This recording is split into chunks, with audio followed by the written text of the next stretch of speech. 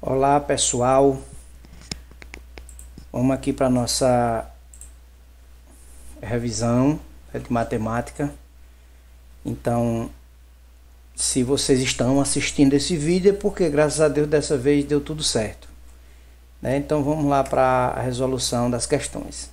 Eu selecionei 8 questões para vocês, certo?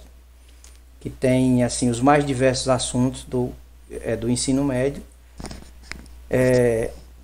Selecionei 8 porque a leitura delas, a gente ler e compreender, assim, elas é cansativo se você fizer mais de um monte de questões assim de um dia para o outro, né? Então, o trabalho danado para gravar, já que a gente não tem experiência, mas vamos lá. Então, vamos à primeira questão aqui, ó. 12 times se inscreveram em um torneio de futebol amador. O jogo de abertura do torneio foi escolhido da seguinte forma. Primeiro, a gente sorteia 4 times para compor um grupo A. Em seguida, entre os times do grupo A, existe o sorteio para ver os 2 times que vão realizar a abertura do torneio, sendo que o primeiro deles jogaria em seu próprio campo e o segundo seria o time visitante. A quantidade total de escolhas possíveis para o grupo A e a quantidade total de escolhas dos times do jogo de abertura podem ser calculados através de quê? Aí tem aí combinação e arranjo, arranjo e combinação, um arranjo e uma permutação, 2 combinações, 2 arranjos.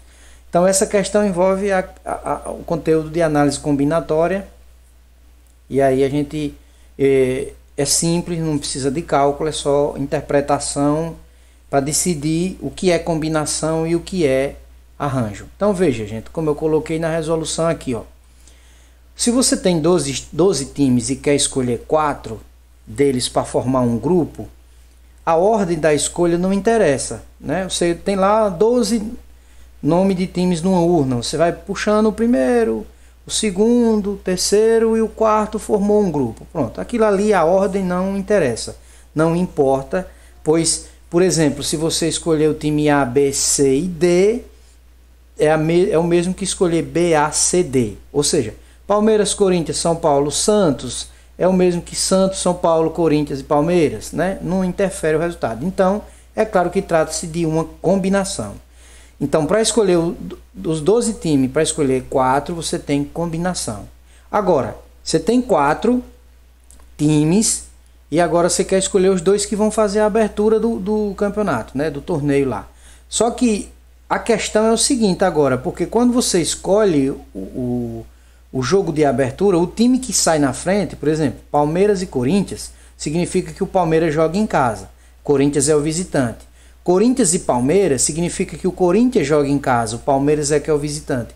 Então essa ordem aí agora interfere sim no resultado, porque o jogo Palmeiras e Corinthians não é o mesmo que Corinthians e Palmeiras, porque aí o primeiro vai estar sempre em casa e o segundo é o visitante. Então, trata-se de um arranjo de 4 elementos 2-2.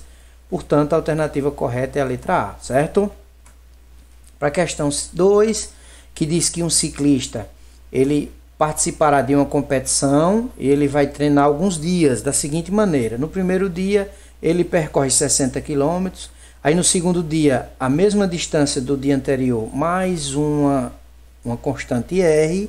No terceiro dia, a mesma distância do segundo, mais de novo essa constante R, e assim sucessivamente, sempre pedalando a mesma distância do dia anterior, mais esse R quilômetro aí.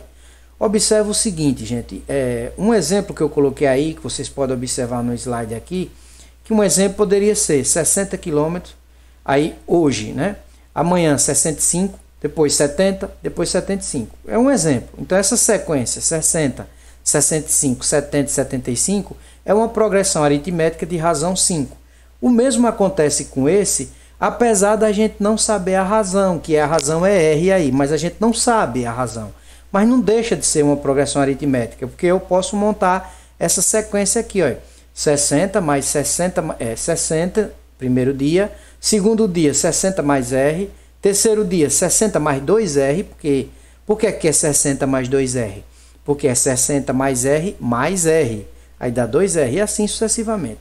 O último dia ele tem que percorrer 180 km. a distância. Esse treino dele é longo. Bom, o que é que está dizendo aqui então? No último dia ele deverá percorrer 180 km, completando um treinamento com um total de 1.560 km. A distância R que o ciclista deverá pedalar a mais a cada dia em quilômetros é de quanto? Bom, olha, gente, então é claro que isso aqui, por conta dessa sequência, ser uma sequência que a cada termo seguinte se acrescentam uma constante R, é claro que trata-se de uma progressão e uma progressão aritmética, de razão R. Como você já tem a soma de todos os termos, você já tem o primeiro termo e o último termo, que é o A1 60 e o AN 180, você pode aplicar essa fórmula aqui. A soma dos N primeiros termos, para você descobrir quantos termos tem essa sequência, ou seja, quantos dias foi o treinamento. Então, coloquei 1560, né, igual aí 60 mais 180 deu 240, coloca o 1 aqui embaixo, sabe que multiplica cruzado, deu 240N igual a 3120. Então, N vai ser 3120 dividido por 240.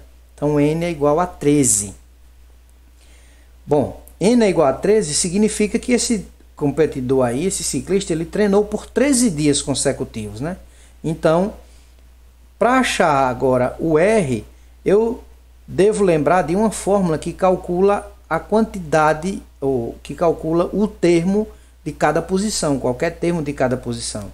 E nessa fórmula aparece o N, que é justamente o que eu tenho aqui. Aparece o A1, aparece o AN e só não aparece a razão, que é o R que eu quero. Então eu vou usar aqui. Ficou 180 igual a 60 mais 13 menos 1 vezes R. 180 menos 60 dá 120 igual a 12R.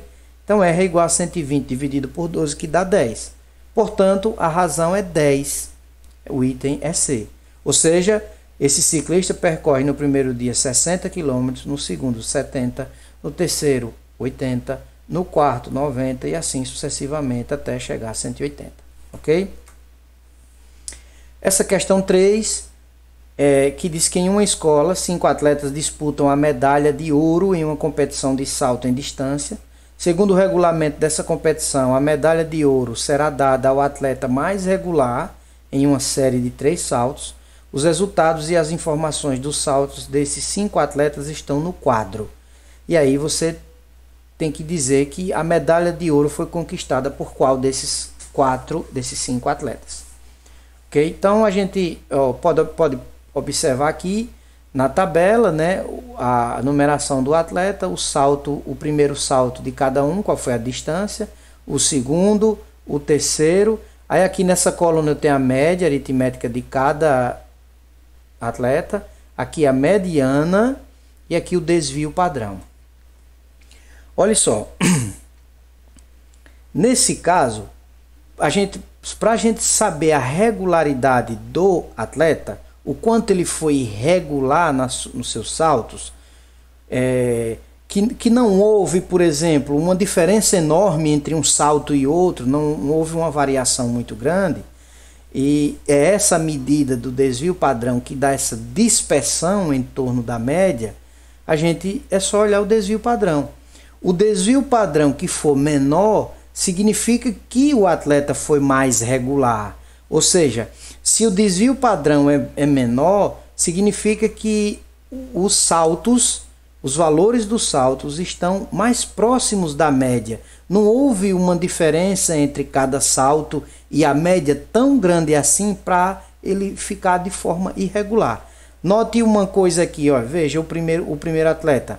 O primeiro salto foi 2,9, o segundo foi 3,4 e o terceiro 3,1. Olha, de 2,9 para 3,4 subiu 0,5, né? E depois caiu de 3,4 para 3,1, caiu 0,3. E de 2,9 para 3,1 caiu 0,2. Então, esse aqui, o desvio padrão é de 0,25. Agora, olhe o atleta 3. 3,6, 3,3 e 3,3. Olha, ficou muito regular os saltos dele. Ficou tudo perto. Aí, houve o cálculo da média. Como é que calcular a média aritmética? 3,6 mais 3,3 mais 3,3 dividido por 3, e ele ficou com 3,3 de média, 3,4 de média. Veja que a diferença de cada salto para a média não é tão grande. Então, esse é o desvio padrão. No caso, vamos voltar aqui, só um instantinho. Houve aqui, eu mexi aqui e acabou dando um trabalhozinho aqui agora. Vamos ver aqui. Pá. Então, observe o seguinte, que esse 0,17 é o menor valor de desvio padrão. Se é o menor valor de desvio padrão, significa que foi o atleta mais regular. Aí aqui eu coloco as observações, certo? E aqui eu coloco como é que calcula o desvio padrão.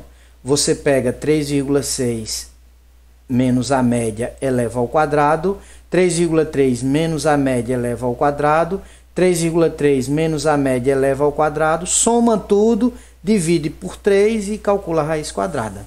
Certo? E aí dá o desvio padrão para cada corredor aqui. A mediana é aquele valor que fica no meio, na posição média do conjunto de dados. Você precisa colocar ele em ordem crescente ou decrescente. Então, colocando em ordem crescente aqui, fica 3,3, 3,3, 3,6. Ou 3,6, 3,3, 3,3. E a do meio é justamente 3,3. Por isso que deu a mediana aqui. Certo? Bom, a questão 4 diz que uma loja decide premiar seus clientes. Cada cliente receberá um dos 6 possíveis brindes disponíveis, conforme sua ordem de chegada na loja. Os brindes a serem distribuídos são uma bola, um chaveiro, uma caneta, um refrigerante, um sorvete, um CD, nessa ordem. O primeiro cliente da loja recebe uma bola, o segundo cliente recebe o chaveiro, o terceiro recebe a caneta, o quarto recebe o refrigerante, o quinto recebe o sorvete e o sexto recebe o CD. Aí o sétimo, aí começa a repetir, o sétimo recebe a bola, o oitavo recebe o chaveiro e assim sucessivamente, segundo a ordem dos brindes, seguindo sempre a ordem dos brindes. O milésimo cliente vai receber qual brinde? Então, olha que questão interessante, porque se você for olhar assim de forma grosseira, você teria que calcular a posição de cada um, mas não precisa se você perceber um detalhe interessante aqui. Veja, olha. O primeiro bola, segundo chaveiro, terceiro caneta, quarto refrigerante, quinto sorvete, sexto CD. O sétimo bola, oitavo chaveiro, nono caneta, décimo refrigerante, 11º sorvete, 12º CD. Observe que o 13º ia ser bola, o 14º tal. Então é sempre de 6 em 6. Então veja que, olha só, toda posição, toda ordem aqui, se você continuasse a fazer isso, você perceber que toda ordem que, quando você divide por 6 sobra resto 1, vai coincidir com o da bola. Porque, ó, 7 é 6 vezes 1 mais 1. O 13, que era o próximo que vem aqui, é 2 vezes 6 mais 1. Então, toda vez que a ordem, que você dividir o número da ordem por 6 e sobrar resto 1, o cliente receberá a bola. Toda vez que você dividir a ordem, o número da ordem, por 6, sobrar resto 2, o cliente receberá o chaveiro. Aí aqui, ó, para a caneta, terceiro, nono, aqui ia ser o 15º, né? Aqui era 13º, 14º, 15º cliente. Se você dividir 15 por 6, vai dar 2, sobra 3. Aí toda vez que o resto for 3, vai coincidir com a caneta. E assim sucessivamente. Ou seja, então, toda vez que o resto for 4, vai ser com o refrigerante. Toda vez que o resto for 5, vai ser o sorvete. Toda vez que o resto for 6, for 0, porque aqui são os múltiplos de 6, ó, 6, 12, o próximo será o 18, aí ganha o CD. Então, como queremos o cliente da milésima ordem, 1000 dividido por 6 dá 166, sobrou 4. Ou seja, o refrigerante que vai receber, o brinde que a pessoa vai receber, que o cliente vai receber, é o refrigerante.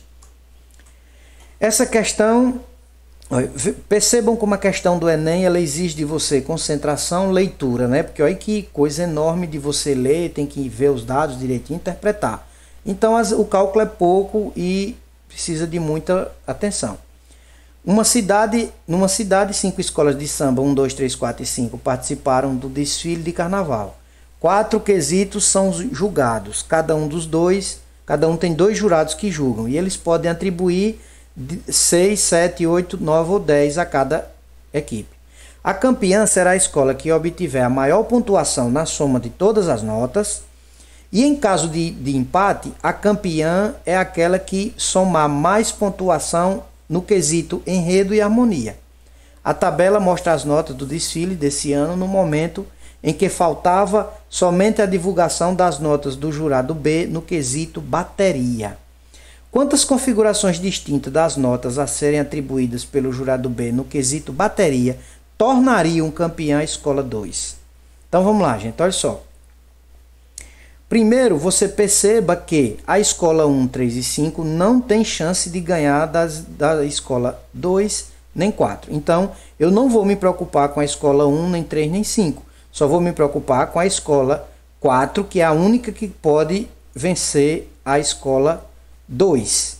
Né? Então, porque se a escola 1 receber a nota máxima, se a escola 3 receber a nota máxima, e se a escola 5 receber a nota máxima, mesmo assim elas perdem para qualquer uma das duas aqui, certo? Então, o que foi que eu fiz aqui? Ó? Primeira situação, vamos imaginar que o jurado deu a nota 10 para a escola 2. Então, para a escola 1, vão ser 5 possibilidades de nota, pode ter aí qualquer uma das 5. Para 2, eu coloquei uma possibilidade, a nota 10. Para 3, 5. Agora, para escola 4, só existe 3 possibilidades que tornam a 2 campeã, que é a nota 6, 7 e 8, ou 8, né? Por quê? Com a nota 10, a escola 2 vai para 76 pontos. E com a nota 6, a escola 4 só chega a 74. Com a nota 7, a escola só chega até a 75. E com a nota 8, empata. Mas no quesito desempate, a 2 vence porque ela teve a nota máxima no quesito em enredo e harmonia. Então, tem 3 possibilidades. E a 5 pode receber qualquer uma das 5 notas. Pelo princípio fundamental da contagem, 5 vezes 1 vezes 5 vezes 3 vezes 5, 375. Mas aí pode ter uma situação 2. Se a escola 2 receber a nota 9, agora a escola 4 deverá receber 6 ou 7. Ou seja, só tem 2 possibilidades. Por quê? 66 pontos mais 9 dá 75. E 68 mais 6 dá 74. E 68 mais 7 dá 75. Ou seja, a escola 4 só poderia empatar. Se empatar, a 2 é campeã. Né? Então, eu tenho 5 vezes 1 vezes 5 vezes 2 vezes 5, 250. Mas eu tenho uma terceira situação. A escola 2 receber a nota 8. Se ela receber a nota 8, mesmo assim, ela seria campeão para uma nota só. No caso, né, se ela recebesse a nota 8, ela ficaria com 74. E aí, no caso, a 4 só teria que receber a nota 6 para empatar. Se ela recebesse nota 7, ela venceria. Então, como eu não quero que ela vença, eu quero que ela perca para 2. Então, só tem uma possibilidade aqui. Então, 5 vezes 1 vezes 5 vezes 1 vezes 5, 125. Só que, ou pode acontecer isso, ou vai acontecer essa primeira situação, ou a segunda ou a terceira. Então, o ou em matemática, né, na análise combinatória, é soma. Então, 375 mais 250 mais 125 dá 750, que é a alternativa C. Ok? Bom, a questão 6. O setor de recursos humanos de uma empresa vai realizar uma entrevista com 120 candidatos a uma vaga de contador. Por sorteio, eles pretendem atribuir a cada candidato um número, colocar a lista de números em ordem numérica crescente e usá-la para convocar os interessados. Acontece que, por um defeito do computador, foram gerados números com 5 algarismos distintos e nenhum deles apareceram dígitos pares. Em razão disso, a ordem de chamada do candidato que tiver recebido o número 75.913 é quanto? Então você veja, tem 120 candidatos para realizar a entrevista, né? E eles fizeram um sorteio como? vai dar um número a esses 120 candidatos. Vai dar um número a esses 120 candidatos, vai colocar a lista de números em ordem crescente e vai usar para convocar os candidatos. Acontece que por um defeito, ou seja, eu peguei um número e vou ser sorteado lá, eu vou sair na colocação 50, 100, entendeu? Depende do número que eu pegar. Em razão disso, a ordem de chamada do candidato que tiver recebido o número 75.913 é... Bom, então veja, vai estar lá, não saiu números pares, então significa que só veio números ímpares para esses 120 candidatos, né? Todo mundo recebeu um número como esse aí com 5 algarismos, só que no caso eles não tiveram números pares nas suas configurações.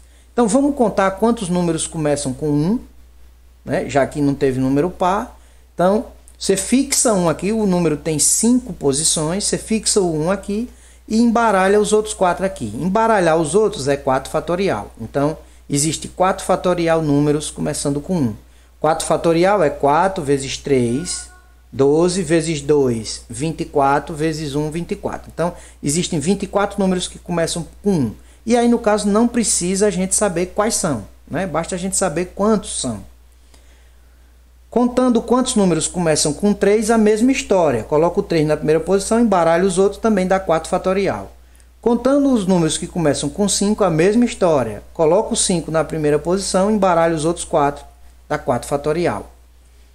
Agora, vamos ver os que começam com 7. Os que começam com 7 e o 1, né? Eu quero 75.913, mas vamos ver quantos começam com 7 e 1. Então, 7 e 1 já coloquei nas duas primeiras posições. Embaralho os outros algarismos, 3 fatorial, né? Esse aqui é como se eu quisesse que aqueles dois aqui fossem um número só. E aí eu embaralho esse aqui, né? Ficou o 9, o 3 e o 5 para embaralhar aqui. Então, existem 3 fatorial, ou seja, 6 números, né? 71.593, 71.953 e assim são 6. Depois, os números que começam com 7 e 3, ou seja, 73.000 e alguma coisa. Novamente, coloco agora aqui os algarismos 9, 1 e 5 e embaralho eles. Aí dá 3 fatorial. Os números que começam com 75, esses agora eu vou fazer de 1 por 1. Que aí eu tenho 75.139, que já está próximo do que eu quero, né? 75.193, 75.319, 75.391, 75.913. Esse é o número que eu quero. Mas antes dele, olha, tem esses 4, né? Olha. Então tem esses aqui, então aqui são 3 vezes 4 fatorial. 4 fatorial é 24, vezes 3 dá 72 números. Então esses 3 aqui, essas 3 situações deu 72 números. Essas duas situações aqui deu 12 números. Com mais esses 4 aqui e esse aqui, ou seja, 5, então 89. Então esse número aqui é o número da 89ª ordem. Então é a letra E, certo? Vamos para a questão 7. Uma família comprou água mineral em embalagens de 20 litros, de 10 litros e de 2 litros. Ao todo foram comprados 94 litros de água, com custo total de R$ 65. Veja na tabela os preços de água por embalagem. Nessa compra, o número de embalagem de 10 litros corresponde ao dobro do número de embalagem de 20 litros e a quantidade de embalagem de 2 litros corresponde a N. O valor de N é um divisor de quanto? Então, gente, aqui você está vendo o preço, né? O vaso de 20 litros custa R$10, o de 10 litros custa 6 e o de 2 custa 3. Então, o que foi que eu fiz aqui? Ó? Eu denominei X o número de embalagens de 20 litros, é a quantidade de embalagem de 20 litros. E 2x é a quantidade de embalagem de 10 litros. Por que 2x? Porque o problema diz que a quantidade de embalagem de 10 litros é o dobro da de 20. Então, 2x. E N é o número de embalagem de 2 litros. Ora, Quando eu compro X embalagem de 20 litros, se, por exemplo, se esse X for 5 vezes 20 dá 100 litros, ou seja, eu estou comprando 100 litros. Se eu comprei 10 embalagens de 10 litros, eu também comprei 100 litros. E se eu comprei 5 embalagens de 2 litros, eu comprei 10 litros. Ao todo, eu comprei 202 litros. Né? Então, aliás, 220 litros, que eu comprei 10 ali. Então, se eu somar esse X com esse 2X com esse N, eu tenho o total de litros comprados. Olha, veja, 2N litros, o N é a quantidade, o 2 é a capacidade, ou seja, 2 vezes a quantidade dá a quantidade de litros. 20 vezes X, o X é a quantidade de embalagens, 20 é a capacidade, 20 vezes X é a quantidade de litros que foi comprado. 10 vezes 2X, 2X é a quantidade de embalagens de 10. Mas como foi comprada, cada uma tem 10, a capacidade de 10 litros, 10 vezes 20 dá 20, 10 vezes 2 dá 20x litros. É a quantidade. Aqui eu tenho a quantidade de litros de água que foi comprado de cada embalagem. Somando tudo, somando essa expressão, deu 2N mais 40x. Esse é o total de litros em expressão algébrica, né? Mas lá no enunciado diz que foi comprado 94 litros. Então esse 2N mais 40x tem que ser igual a 94. Agora vamos partir agora para saber o custo de cada compra.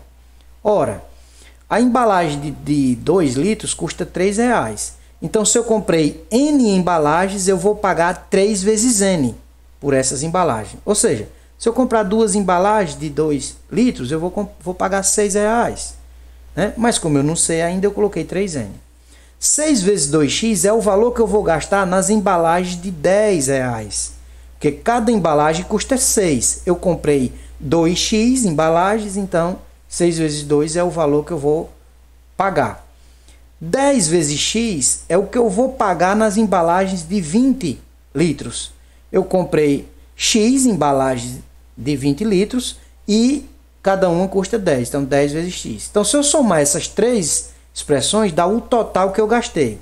3n mais 6 vezes 2x mais 10x. 3n mais 12x mais 10x. Dá 3n mais 22x. Essa é a quantidade que você gastou nessas embalagens, né? Para comprar essas coisas aí. Sabemos que o custo total é de 65. Então você pega essa expressão e iguala a 65. Desse modo você tem um sistema, né? Com duas equações. Aí o que é que eu faço aqui? Eu vou resolver cancelando pelo método da combinação linear ou da adição. Eu vou pegar essa primeira equação, multiplicar por 3 e pegar essa segunda equação, multiplicar por 2, porque eu quero eliminar o n. Só que aí eu vou trocar o sinal de algum deles. Né? Ao invés de eu multiplicar essa de cima por 3, que aqui ia ficar 6, e quando eu multiplicasse essa de baixo por 2 e aqui também ia ficar 6, eu vou multiplicar essa de cima por menos 3, para ficar menos 6 e 6. Se eu quisesse também, eu poderia multiplicar essa daqui por menos 2 e a de cima por 3. Aqui embaixo ia aparecer o menos 6. Mas aí eu preferi colocar o sinal de menos aqui em cima. Então ficou menos 6n menos 120x igual a menos 282. 6n mais 44x igual a 130. Somando termo a termo, zerou o n, cancelou. Menos 120x mais 44x dá menos 76x.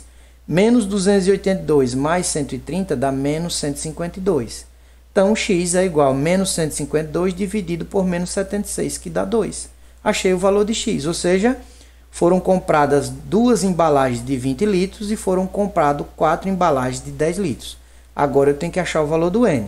O n, eu pego qualquer uma dessas equações aqui, peguei a primeira, 2n mais 4x igual a 94, 2n mais 40 vezes 2, que é igual a 94, 2n mais 80, né? 42 vezes 2 dá 80, 40 vezes 2 dá 80, igual a 94. 2n é igual a 94 menos 80. 2n é igual a 14. n é igual a 14 dividido por 2 dá 7. Então, o valor de n é 7. Ou seja, foram 7 embalagens de 2 litros que eu comprei. E aí, no caso, ele é divisor de quem? O 7? do 77, que é a letra C. A questão 8 e última, né? Uma alternativa encontrada para a melhoria da circulação em grandes cidades e em rodovias é a construção de túneis. A realização dessas obras envolve muita ciência e tecnologia. Um túnel em formato semicircular destinado ao transporte rodoviário tem as dimensões conforme a figura a seguir. Qual é o volume em metros cúbicos no interior desse túnel? Aí, gente, veja só. O túnel ele tem o formato da metade de um cilindro. É um semicilindro aí, né? É semicircular, não é completo. A gente está vendo aqui a distância de um canto a outro do túnel na sua largura, é 12 metros. Isso aqui é uma semicircunferência. O volume do cilindro a gente já viu que é base vezes altura. Você calcula a área da base do cilindro, que é uma circunferência, multiplica pela altura do cilindro. E aí nós temos... Só que agora você tem que pegar a metade. Quando você faz base vezes altura, você tem o volume do cilindro por completo. Mas aqui no caso é só a metade. Então fica o volume do cilindro VC é igual à área da base vezes a altura. Só que o volume desse túnel é a metade do volume desse cilindro. Então, opa, desculpa de novo, enrolei aqui, vamos lá. Voltando aqui. Aí no caso fica 1/2 πr ao quadrado é a área da base, que é a área da circunferência. A área da circunferência é πr ao quadrado, vezes 400, que é a altura. Só que esse r é o raio. Como a distância aqui é 12, isso aqui é o diâmetro do túnel. O raio é a metade, é 6. 6 ao quadrado, 36, vezes 400, dá 18.400. Dividido por 2, que é 1/2, é a metade disso aqui, vai dar 7.200 π. Essa é a resposta da questão número 8. Certo, gente? Espero que vocês tenham gostado dessas questões e não esqueçam de procurar na internet outras resoluções, certo? Lá, às vezes pode ter uma explicação melhor, porque os caras gravam os vídeos várias vezes e quando dá alguma coisa errada eles editam e tal, e eu aqui foi uma vez só que eu já me chateei demais, que já é a terceira vez que eu gravo. Tchau, gente, até a próxima.